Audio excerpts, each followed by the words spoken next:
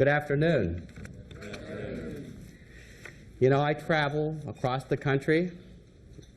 I speak to people in places like NASA, the FBI, the Pentagon, who uses our products on the war in Iraq, and it's made by our own hometown people. I travel to big corporations like Time Warner, Comcast, Cablevision. I speak to schools and universities across the country, like the Naval Academy, the Military Academy, speaking to professors, teachers, and coaches. But today, I speak to my most important audience, my family, my friends, and my hometown people. It gives me great honor to have been chosen to speak to you on such an important topic in such an important time in our American history. Several years ago, there was a study done on what drives people. What drives people? What ideals drive people? And in that study, they found three things that people live for. They strive their entire life for, and they will even die for it. One is freedom. Freedom. Freedom to believe how we want. Freedom to say what we want. And freedom to become what we want. And to have our children become what they want. It's the American dream. The second principle was peace. Peace in our world. Peace in our homes. And peace in our companies. Because work is a big part of our life. Peace from harassment. Peace from the bullies that tend to take the passion out of our employees, and peace from mediocrity. The third thing that they discovered, the third ideal that people will live and die for, is love. Love of our country. Our great country means so much, but you'd never realize it watching the media. It's the country that makes dreams. The love of our country is in our genes. We were born with them in America. And the love of our family and our friends. We're the most passionate society in the world. We not only love our own children, we extend that love to our families and our friends and to our communities and to our world. We are the most passionate and charitable country in the world. And then there's the love of who we are and what we do. These are the things that American dreams are made of. This is why we came to America. At least my grandfather did in the early 1900s. He came here when he was 16 years old. Can you imagine? Now, when he told me this story when I was a young child, I didn't think too much of it until later in life. And then it hit me. He was 16 years old.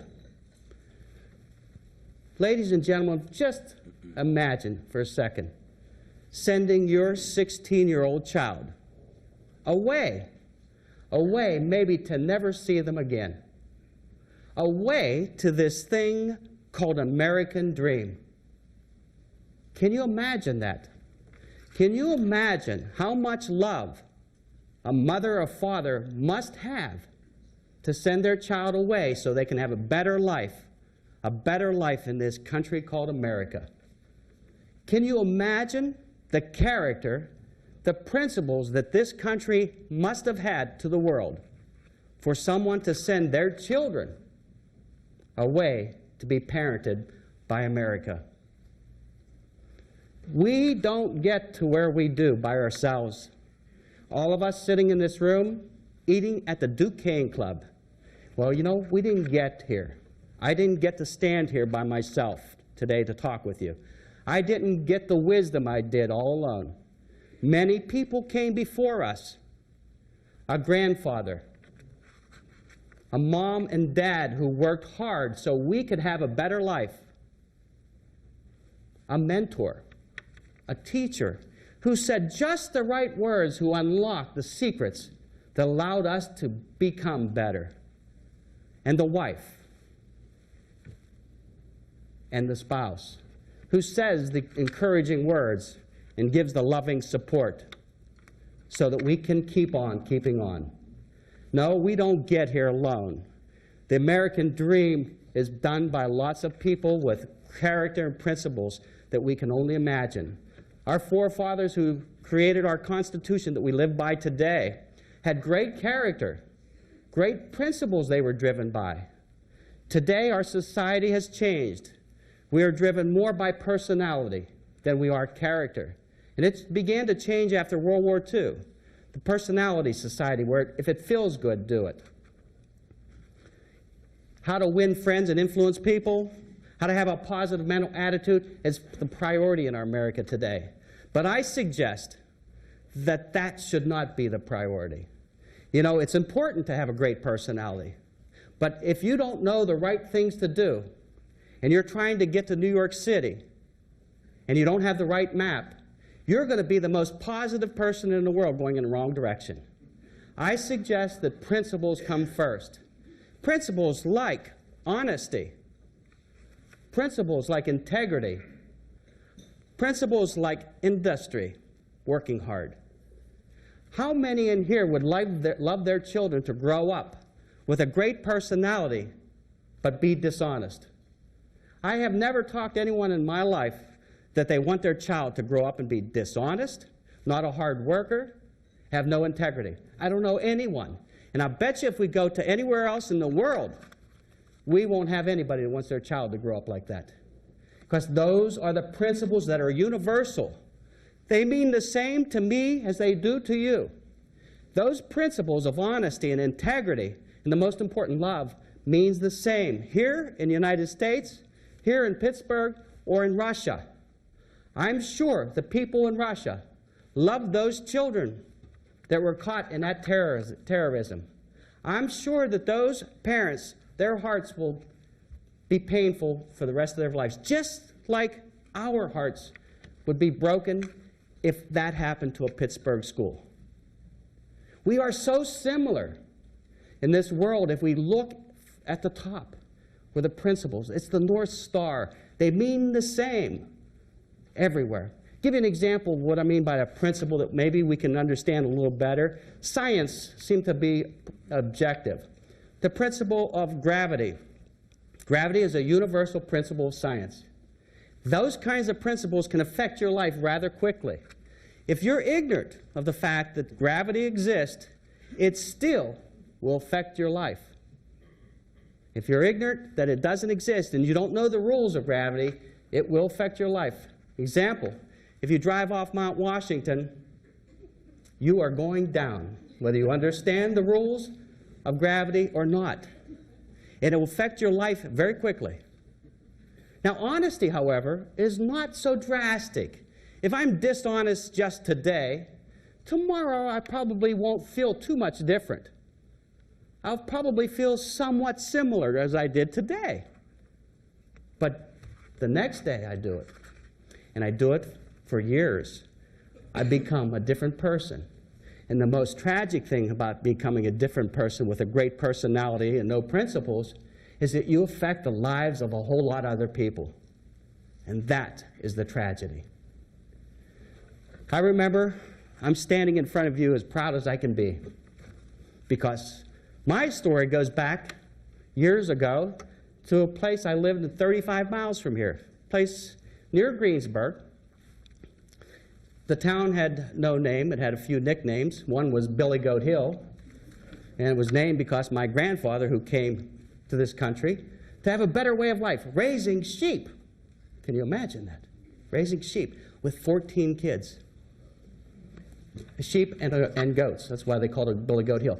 I lived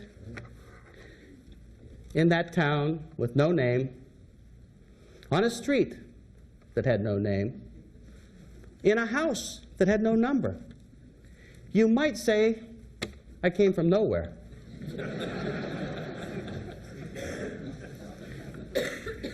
I lived in a 2-bedroom home, and my family was 9.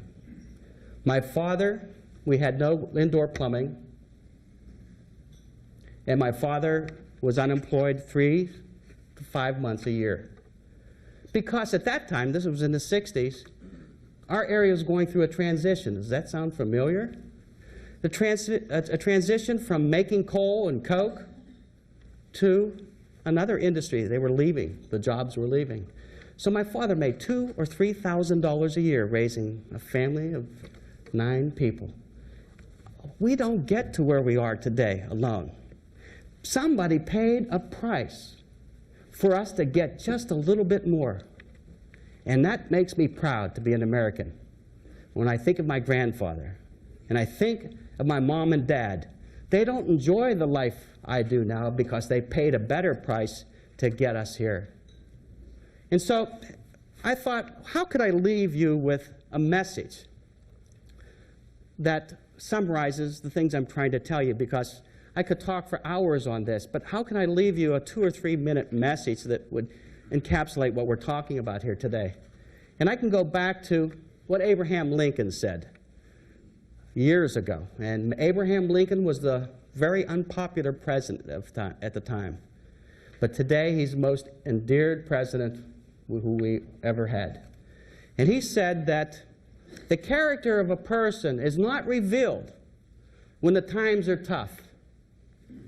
War, stock market crashing, losing your job. No, that's not the true character of a person. The really true character of a person is revealed when you give them power and control over someone else. Power and control over someone else's life. It's tragic when you are guided by someone with no principles. It's tragic. I think if I had my child graduating from college to get this great new opportunity and he works for someone who has no principles, my heart would break. We must realize that we have a great opportunity in America. We owe it to those people who come before us, who made this American dream possible. You know, how many in here has ever heard of American dream stories? You see them on TV, you see them in the movies. There's thousands of stories, and I'm sure you have one of your grandfather or your grandmother. But when is the last time you saw a movie or you heard a story about someone's dream to go to Poland or Russia or Iraq? No, it's the American dream that you hear the stories about. And you would never realize that today if you listen to the news. The stories are in this room. They're being made every day by people who care about having a priority of principles. Principles should guide us. It's the North Star. They don't change. If you're ignorant of the fact of principles, it will still affect your life, positively or negatively, if you understand the rules. And so today I ask you, we have a group of companies in here and employees who work for these companies. I ask you this, what is a company? I suggest to you to contemplate that. What is this company? To me, I hear things like the company. You ever hear that? The company. And its managers and its leaders as they or them, as if the company were somewhat inhuman. But you know, the company is human. It's made up of you. It's made up of you. It's made up of you. It's made up of me. We make the company everything. If a company has great integrity, it's because we as individuals have great integrity, and we apply it to our workplace. If we are honest, if our company is known to be honest, it's because we as individuals are honest first. And if we are good at serving our customer, it's because we as individuals are good at serving others, not only at work, in our community, and in our homes. We make the company everything. It's not the company. We are the company. And then I thought, what is this company? It's run by people, CEOs and managers and vice presidents and employees. But what is a good employee? What is a good leader? And to me, I suggest that a good leader is first a person who is good to people. But before you can be good to people, you have to be good with people. To be good with people, you must understand them. And to understand them, you have to understand yourself first. Before you can understand yourself, you have to know two rules. Very simple rules. One, there's another principle that probably guides us all. And I would suggest that we're so similar in this room, all of you would agree with me. That one rule is there's probably a great chance that there's someone higher than us who have created us that we will report to someday. I call it the spiritual CEO. And two is the second rule. It's the most important, I think. And you understand all ethics when you understand this rule. It's called the golden rule. Do unto others what you'd have others do unto you. It sounds simple. President Kennedy, in 1963, was giving an anti-segregation speech at the University of Alabama. And the reason was because the first black person was enrolled at the school in this history. And he was speaking to thousands of people, and he said to them, imagine, ladies and gentlemen, if you were black. Imagine, ladies and gentlemen, if you couldn't vote. Imagine if you couldn't go into a restaurant that you wanted to and drink at a public fountain that you wanted to, or sit at the front of a bus. Imagine. Do unto others what you would have others do unto you. Imagine if you thought that way and I thought that way, both at the same time. Imagine if you thought that way and your company thought that way, both at the same time while coming to work every day. Imagine if your company thought that way, its vendors and its suppliers thought that way, all while doing business together in our world, in the American dream world. Imagine the effect we would have on ourselves, on the company, and the lives in our community. We are the CEOs, the managers, the vice presidents, the line coordinators, the bosses, the owners. We owe it to those people who have come before us to run our companies with dignity, to set good examples of great principles like honesty and frugality and being industrious. They look at us as the mentor. We owe it to create environments where people will love coming to work because work is the most important thing to an American. It allows us to put our kids through school, to buy that new car, to get that new mortgage, to do things that no other country dreams of. And we owe it to those people to take pride, but to also fight the war. People have died for our right to have freedom, peace, and love. We can fight the war. I pledged that I would fight the war when I was spared going to Vietnam. Now, I could fight the war in a simpler way. Fight the war on poverty of the mind, mediocrity and apathy in the workplace, the bullies that will take the passion out of great kids coming out of the school and starting their career. We make the company everything. And so when we get to the end of our career someday, or we get to the end of our life, maybe our spiritual CEO will say, "Great job, my good and faithful servant. It's been a pleasure to be here with you today. It is a pleasure to be sharing ideas that I have with you today, and it will be a great pleasure if I get to speak to you on another day."